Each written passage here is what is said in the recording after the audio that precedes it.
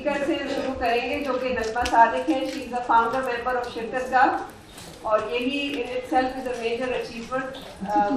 Najma has been the spirit and force behind a lot of things, but Shiftagah has been her effort and she's been there for all of us. So we'd like to congratulate Najma for that. But her work in the field of globalization and climate change has been recognized nationally and internationally. So I think we are very privileged to hear her as a speaker this morning. और आप सबसे दरखास्त होगी कि जो वो बातें करना चाहेंगी अपने प्रेजेंटेशन के जरिए इस हम सबको फायदा पहुंचाएंगी. तो over to you. As in all other sciences, women learn biology and nature's processes by observation and experiment and trial and error. There was a natural division in labor historically because women stayed close to home for their children. It's important to know these things because this is a state of affairs that has fed the world for 15,000 years. Thank you. And we can still do the same now. It takes only 1/8 of an acre to feed a family of 6 to 7, and that is what women have been doing for thousands of years. And in arid areas where you do not have regular rainfall, or you use irrigation, you need about 1/4 of an acre. That's twice as much as 600 square yards. In Barani areas, which is even more dry, you may or may not have rain. You minimize your risk by using half an acre. So, on the average, if you want a woman to be able to provide food security for her entire family, and at the same time have a reasonable surplus for sale for some income, then she should have a minimum of half to 1 acre. And that was the sort of space that she used to be given in ancient history in the subcontinent. In spite of that, this is the state of affairs. No one is exploited more than the present woman. The men don't want her to have land. They may or may not pay her for her wages, for her work. And one of the most shocking things that in 8 years, these wages of field workers as well as many areas of factory work, home-based work especially, has not risen in 8 years. What people do not know, and of course the men will never acknowledge this, is that if women in our country did not work, our economy would collapse, because it is a fact, especially in the rural areas. Men work as little as possible or not at all, and essentially they treat women as slaves. They live off the wages of women. They're all tekadars. Now this is the present state of Pakistan. We have over 48,000 villages, and these places are home to more than 67% of the population. Almost 70% of the women there in the rural areas are working women. Not the kind of working women who go to offices or factories, but they work, and they work for the economy. The men are less than 39%.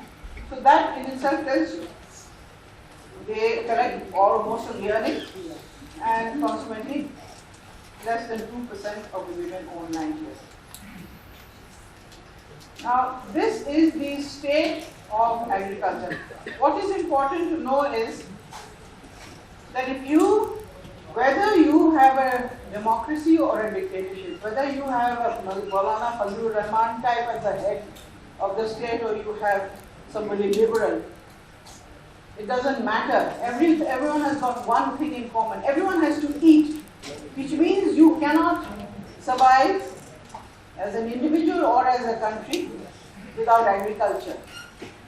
And that is the very reason why this truth is not brought to the fore, so that women who lead agriculture are kept suppressed and their labor used cheaply.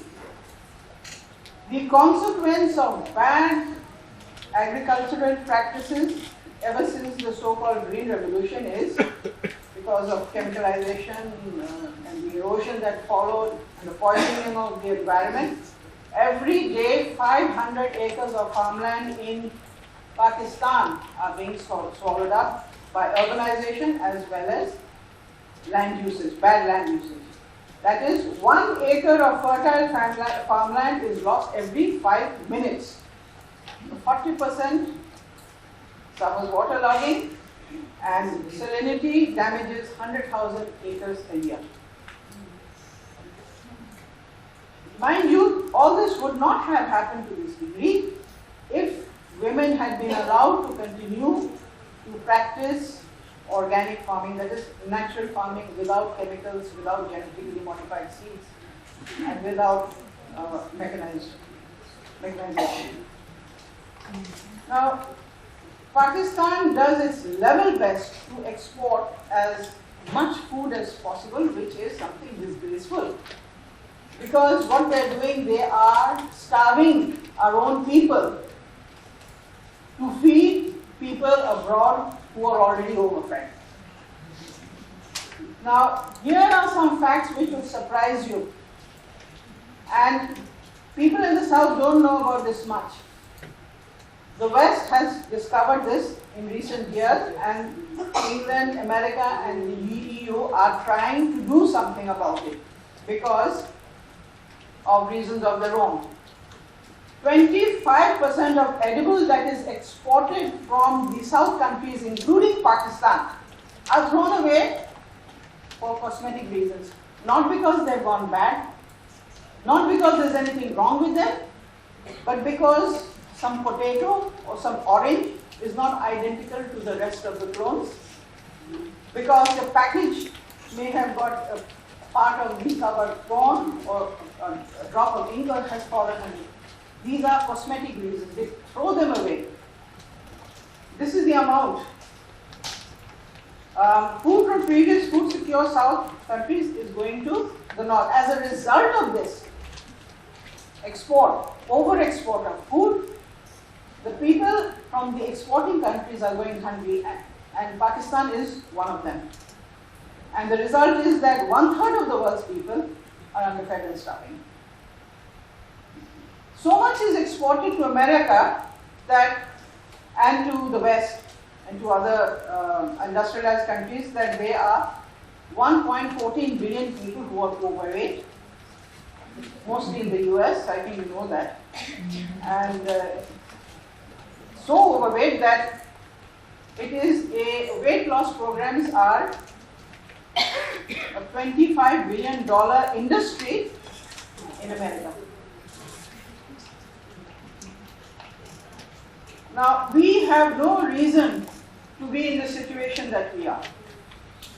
Before the colonials came to our country, the subcontinent was food secure.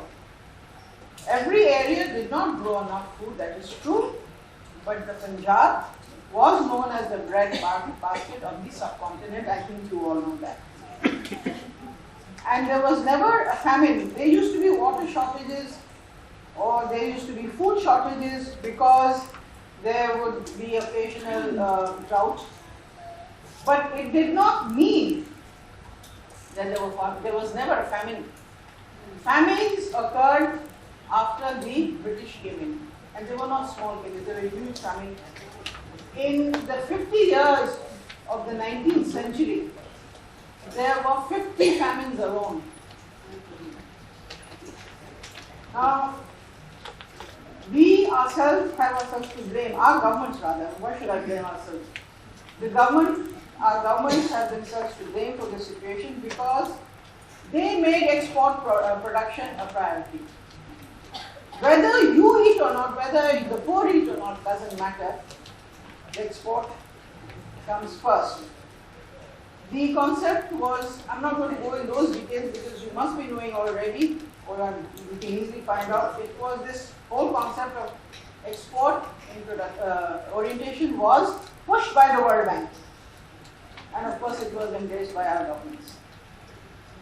What our governments did not know that America especially always had this long-term plan about controlling South governments, the natural resource-rich countries of the world, to be controlled by them, because as Kissinger said, and people before him have also said, but he was the one who pushed it as American policy, that to control a country, you must control their food supply. And the rest becomes very clear. So what is World Bank and IMF? They have a system, I mean, they call themselves development banks, which is an absolute lie. They'll borrow money from international money markets and then they re-lend it to us and they make billions in profits themselves. They are actually the new colonizers. And they invented this jargon of development and development loans and export orientation and structured investment policy. And the people who used to colonize the South countries, they turned into donors, very gracious donors, and they became development experts, although they have never had formal development in their own countries ever. And it is important to know that World Bank and IMF are directly responsible for destroying local agriculture in all the South countries, in all the agricultural countries. If you ever have occasion to read about how World Bank and IMF loans are designed, you will discover that they are designed in such a way that you will never be able to repay. It is exactly like your local moneylender who takes compound interest. He's not interested in getting the principal amount back. He wants you to stay in debt so that you keep on paying him 12 times over in the year instead of once a year. These are facts. These are not wild claims over here. Twice as much money goes to the north and in kind as is borrowed from the south from the World Bank and IMF. If we take $1 from them, we send the north $2 to $3 worth of export products. What does it mean? It means it is draining your agriculture. It is destroying your women, and our women are busy toiling to help our profiteers to repay World Bank loans. The World Bank and IMF earn between $1 and $2 billion a year on interest alone. That is why they do not change their structure. I think this is very obvious. I think this is what I believe in. Most South governments lack moral fiber. And that is why, as if World Bank and IMF were not bad enough, they signed the WTO, the World Trade Organization Agreement, which is essentially what? My land is yours. I mean, for the South, their land belongs to the North. They can come into our countries and they can invest and they can use our lands and they can use our labor cheap and they can dictate terms and they can get a free ride. But the same does not apply if the South wants their markets to be open and their borders to be open. And if we want to do similar kind of work, we can't do that. It's a very one-sided system. So it is no surprise that today in Pakistan, since the WTO was signed in 1995, it's 14 years now, that people are poorer, we have more poor than ever before, we have more hungry than ever before, and there is no end in sight, no solution in sight. Overall in the world, there are 1.2 billion people now, and these are the UN figures. Out of 6.9 billion people who live in acceptably decent economic conditions. Now, this green revolution, which was the substitute for natural and organic farming. This was very put in very simplified terms, substituting natural manure and compost using chemicals and using an artificially manipulated seed which does not occur in nature and which really constitutes an unnatural way of farming. The whole purpose was that you make the farmer dependent on a company from where you buy the seed. Stop the farmer from saving his own seed, so he'll have to spend money to go and buy the seed. Stop the farmer from hiring labor so that he can go and buy tractors and other equipment. Stop the farmer from using natural plants and natural insects for dealing with the pests and use chemical poisons instead. Anyway, the result was that this so-called green revolution, which was introduced in the late 60s, fizzled out in a few years. And in that process, 800,000 farm families in Pakistan were displaced. You can multiply 800,000 with 6 or 7 to get the real number of people who were affected and who started migrating to the urban areas in search of jobs because they lost their lands.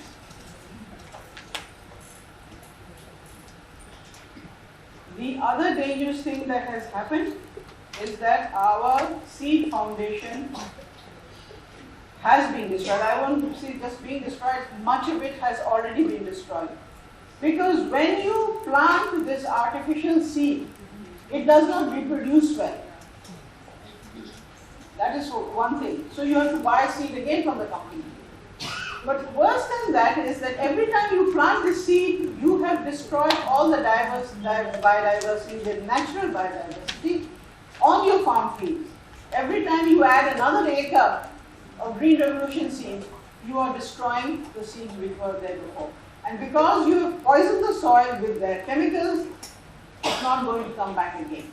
It will not stay dormant even in the soil. Sometimes they stay dormant for years. It won't even stay dormant and come to life later on.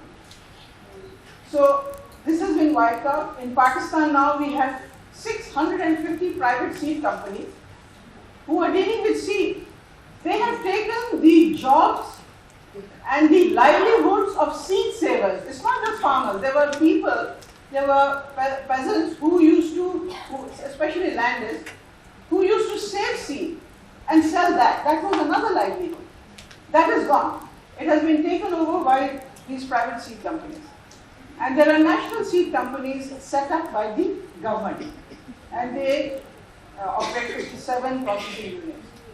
And of course, there are always complaints about them, about the quality, things like that. I've just given names of a few multinationals which are marketing genetically modified seeds in Pakistan.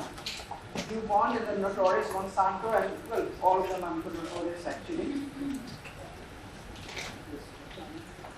Now, when they introduced the chemical and genetically modified seed system in all the countries of the world, it started with India and Pakistan, simultaneously. It was out of trickery.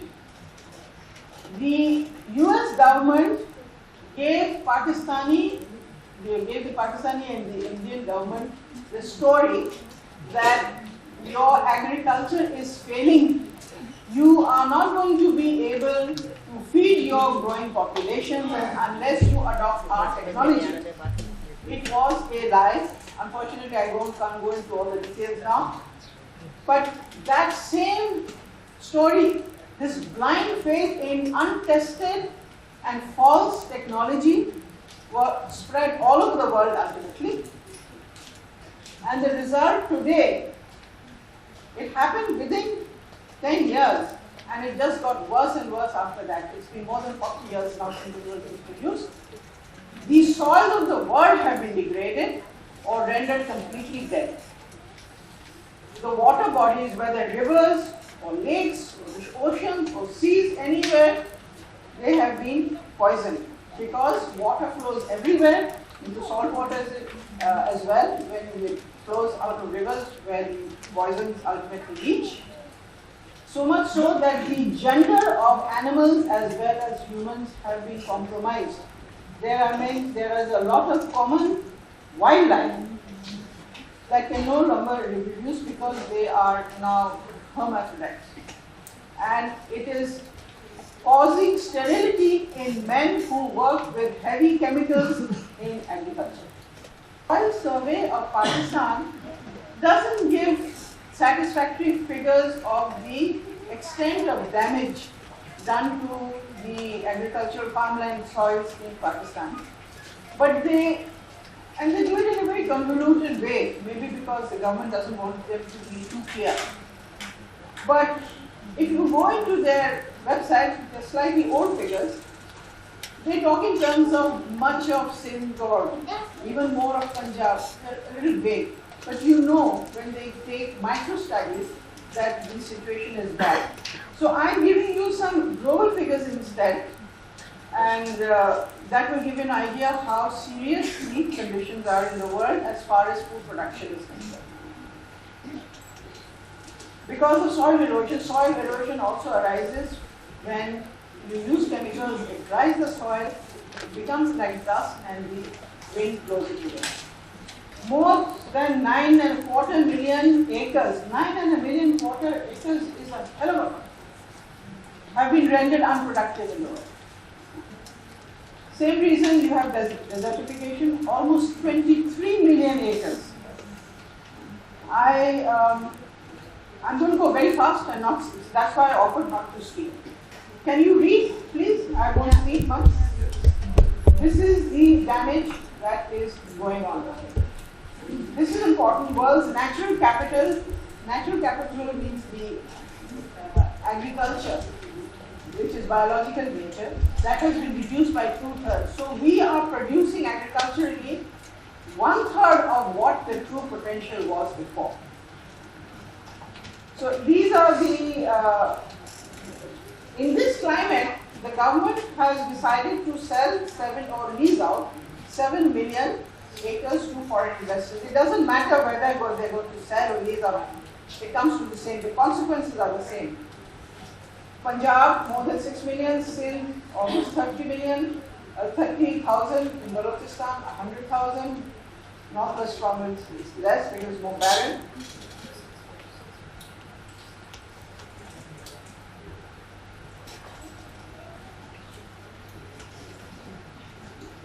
I think I mentioned this before, I'll say it once again, because 25% of the world's food goes to waste, I mentioned to you before. Not eaten, which could be feeding another 1.5 billion people. This means that 25% of the world's fresh water was wasted producing all this food, which could have better fed or been utilized by our own people. That's equal to 675 million liters. These are all calculations done by international institutions, including the UN. And that is equal to the household needs of 9 billion people using 200 liters a day. Now 200 liters is a lot. And we don't even have 9 billion people a day. So you can imagine the kind of waste of water that is going in depriving people of food. And most Pakistanis, all the poor, they barely use 5 to 10 liters a day. This is important because large-scale farming has not attended to storage of large-scale output. That's the funny part. They do large-scale farming, but they haven't got arrangements for preservation of that output. In Pakistan, 30 to 40% of perishables are lost every year at the post-harvest. They will not give credit to the peasants so that they can build proper soil.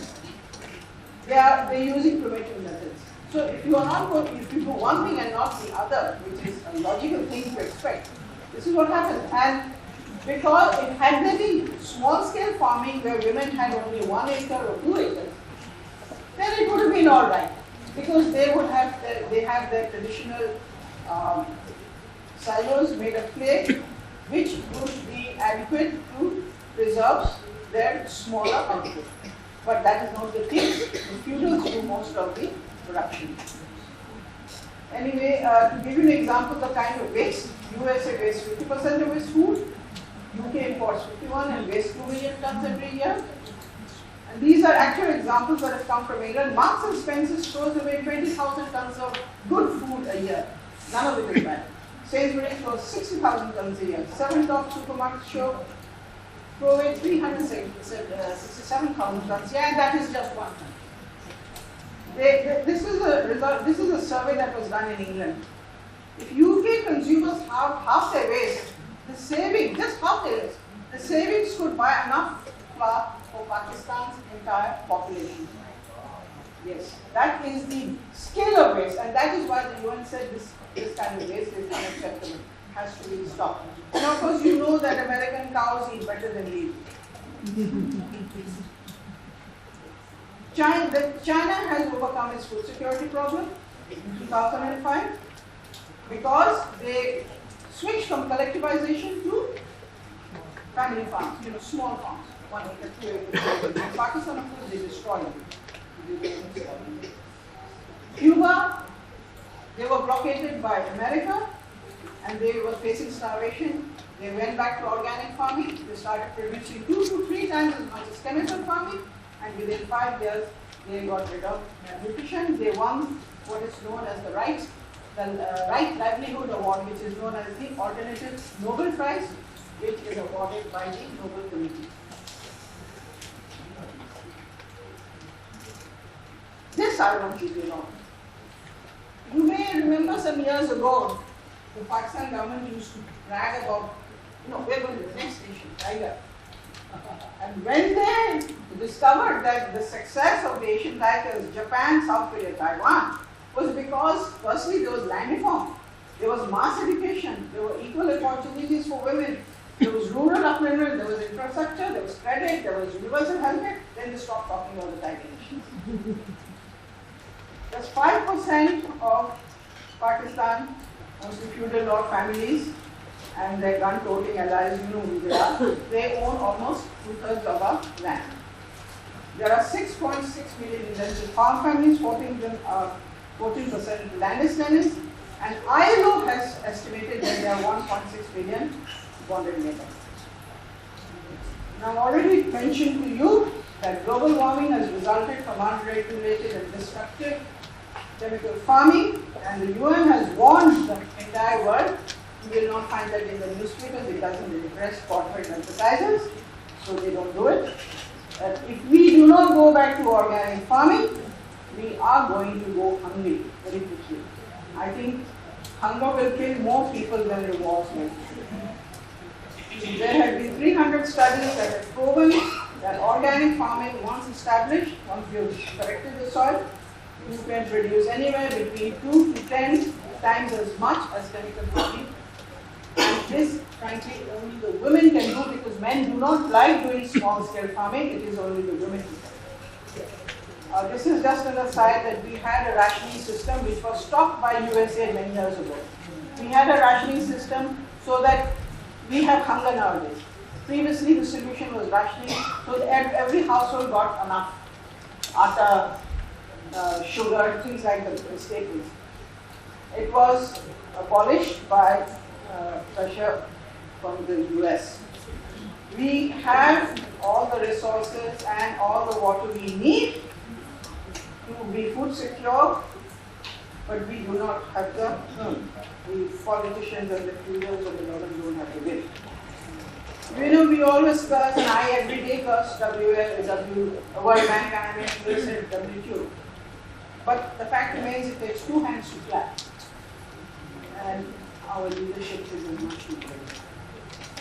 So this global land grabbing that is going on now, if we don't stop it now, you can be sure that if 6 million acres are sold off, 7 million acres are sold off, Pakistan is going to die before the war ends. It was started, by the way, by the Musharraf government. He offered 1,000 acres under corporate farming. No upper limit, you can have any amount you want, tax holidays for 10 years, repatriation of all profits, no limits. The present government has gone further, has offered 7 million acres. It's gone up from 1 million of Musharraf's offer to 7 million. And that means that that land was always there that could have been redistributed to small farmers and to women. But it wasn't done. And if in case you don't know about this, you should know that the PTB's investment minister, Waqar Ahmed Khan, said 2 million will be borrowed to create a 100,000 security force to protect investors. If they're going to borrow money for this, I have a warning. Time's up. So, UAE has already taken away 650,000 acres. Saudi Arabia has taken 500,000. In the world, some 100 land deals have been done of rich countries taking millions of acres of land from Pakistan. Now, the point is that some countries have resisted. In Thailand, they said you cannot take land from our country. There's a law. South Korea took 2.5 million acres from Madagascar. There were riots. They overthrew the government and it was cancelled. Madagascar. It was cancelled. I don't know how to go backward. There was another country, but never mind. So the question is, what is Pakistan going to do about it? Okay, I'll just go straight to one slide which is important for all to know. OPP, you've heard of Orangi Pilot Project. They did a research. They found out that when government does local development with national funds, the cost is 8 times more than self-help. When the government does local development with foreign loan funds like World Bank, ADB, the cost is 40 times more. Now guess who's paying for all this? And this, I end with this backdrop to all our miserable conditions.